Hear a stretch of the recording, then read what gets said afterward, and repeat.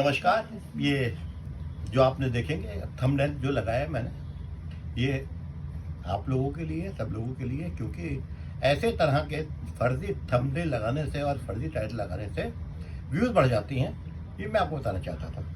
अब जैसे यूट्यूब देखते हैं आप, आज ही एक भाषा ने लिखा है कि एंटीसिपेटरी बेल 304B 498 में चार्जशीट के बाद, मतलब जैसे वो, और हाँ, नौकरी से सस्पेंड नहीं, ये सब बातें लिखी हैं उसमें, ऐसे ही आते रहते हैं।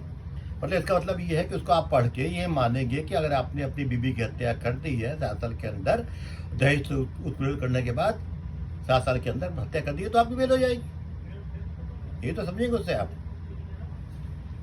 क्या ऐसा होता है? 498 में बड़े, क्योंकि लोग सर्च करते हैं, सबसे पहले 498A सर्च करेंगे, बाद में सर्च करते हैं, फिर 304B सर्च करते हैं यूट्यूब में, फिर सर्च करते हैं फैमिली कोड, फिर सर्च करते हैं डोमेस्टिक वायलेंस।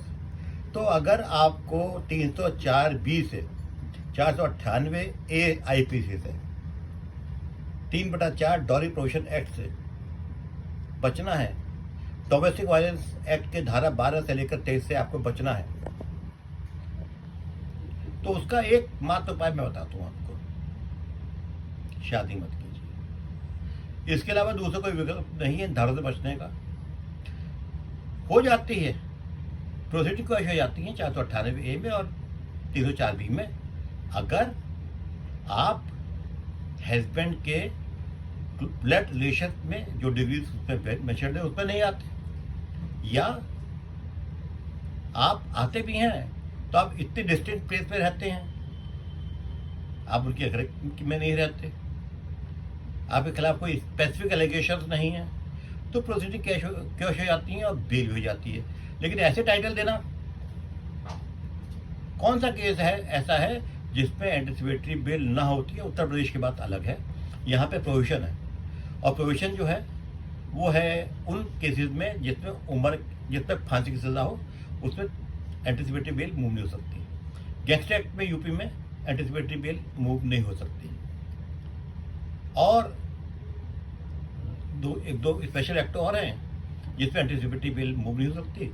लेकिन उसमें फिर जो हमारे ऑनरेबल सुप्रीम कोर्ट के रूलिंग है, सत्येंद्र अंतिल वाली, सिद्धार्थ वाली, और कई आ चुकी है, उससे पहले आ चुकी हैं, अमरावती वाली फेमस रूलिंग जो है, ये सब रूलिंग है। उसमें आपको, अगर आपका case, if you have got a proper case to satisfy the जज, तो आपकी बेल इंट्रीम हो जाती है। लेकिन अगर हम लोग ये मान के चलें, यूट्यूब के जो हमारे चैनल चलाने वाले हैं इस तरह की खबरें देना कि भाई बेल हो ही जाएगी, 304B में छूट ही जाओगे, आपको महिला को खर्चा नहीं देना पड़ेगा, DV एक्ट में आपको कुछ बिगड़ नहीं पाएगा, तो फिर आप लोग उसको मान रहे हैं, उसको देख रहे हैं, तो आप लोग मूर्खता कर रहे हैं, मेरा मानना है। कानून इतना आसान नहीं है जिसे आप यूट्यूब से सीख जाएं। 498 कब लगती है? जब शादी के उपरांत, शादी होने के बाद किसी महिला को उत्पीड़ित किया जाता है मानसिक या शारीरिक तौर पे, और उसमें ये भी है कि अगर डॉरी के लिए भी तभी 498A में है, और अदरवाइज भी उत्पीड़न वगैरह है तभी 498A ही होती है। उसमें ध्यान से पढ़ लीजिए, कब समझने वाली बात है।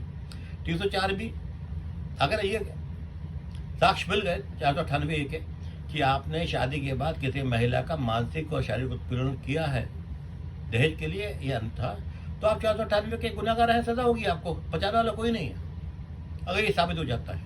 304B में अगर आप शादी को 7 साल हुए हैं और महिला की अप्राकृतिक अननेचुरल डेथ हुई है, नेचुरल डेथ नहीं हुई है, और उसकी मृत्यु से शीघ्र पहले आपने उसे दहेज के लिए प्रताड़ित किया गया है, तो 304B में कोई यूट्यूबर जो आते हैं ना काला कोट पहन के और बताने के लिए, वो आपको बचा नहीं पाएगा।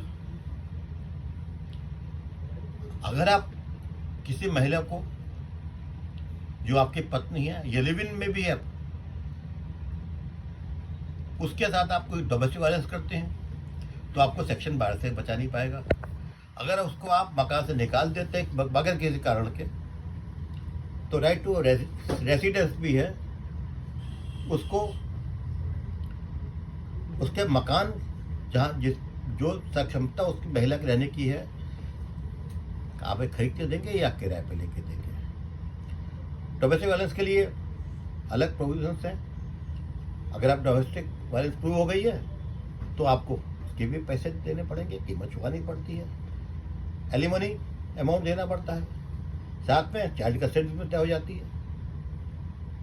सेक्शन 13 में आएंगे, इसमें बचत कहीं नहीं है। अगर ये बातें साबित हो रही हैं तो आपके निश्चित तौर पर 13B को छोड़ दीजिए। 13 में अगर महिला का पक्ष मजबूत है, उसे आपने परेशान किया है, तंग किया है, या पुरुष का पक्ष मजबूत है, तंग किया है, परेशान किया है, इस हद तक परेशान किया है कि उसके पास कोई चारा ना हो आत्महत्या करने के अलावा, इतना प्रताड़ित किया है पुरुष स्त्री को, स्त्री पुरुष को, तो तलाक हो जाएगा दफा 13 में। बाकी 11-12 तो अलग है ही, वॉइडेबल और वॉइडेबल एनिश्यू होती हैं। तो ये मान के चलिएगा कि और अगर आपने शादी से के पहले, शादी के दौरान या शादी के बाद दहेज मांगा है तो डॉरी प्रोविजन एक्ट भी लगेगी।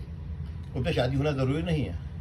आप इनमें से किसी दफ़ा में बच नहीं पाएंगे अगर साक्ष्य आपके खिलाफ होता है। तो ये जो अर्जी फर्जी आते हैं ना, अभी मैंने कल पोस्ट डाली थी कि AIAB सुप्रीम कोर्ट ने ख़त्म कर दिया, COP ख़त्म कर दिया, पेपर दोबारा शुरू हो गए हैं। तो इन अर्जी मैं आपको सिर्फ चेतावनी देने आया हूँ, चौकस करने आया हूँ कि जो YouTube से जो आप लोग ज्ञान लेते हैं उनसे आप लोगों को कोर्ट में मदद नहीं मिलेगी।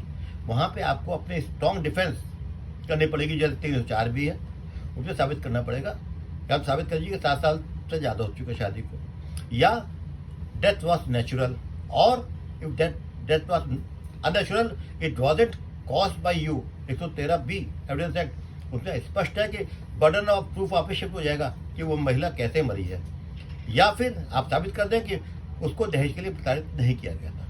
चलिए मान लेते हैं दहेज के लिए प्रताड़ित नहीं किया गया था, और आपके एक महिला मृत मिलती है, पत्नी आपकी,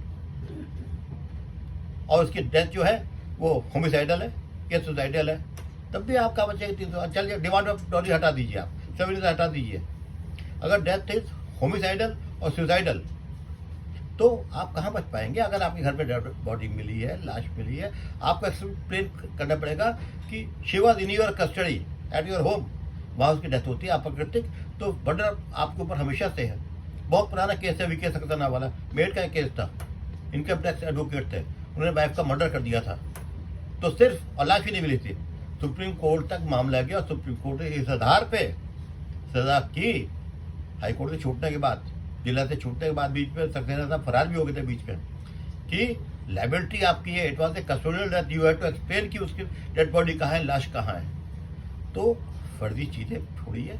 और हाँ, एक तरीका है सिर्फ, मैं गारंटी से कह रहा हूँ 304B से बचना है। यार आपको, अगर आपको DV एक्ट से बचना है, अगर आपको 125 से बचना है, आपको 22-23 DV एक्ट से बचना है, 21-22-23 से बचना है, अगर आपको सेक्शन 31 DV एक्ट से बचना है, आपको 125 से बचना है, आपको 127 CRPC से बचना है, आपको section 24 Hindu marriage act, section 25 Hindu marriage act, धारा 18 Hindu marriage act, maintenance act जो 1953 का, उनसे बचना है, तो एक उपाय है शादी मत कीजिए। नमस्कार।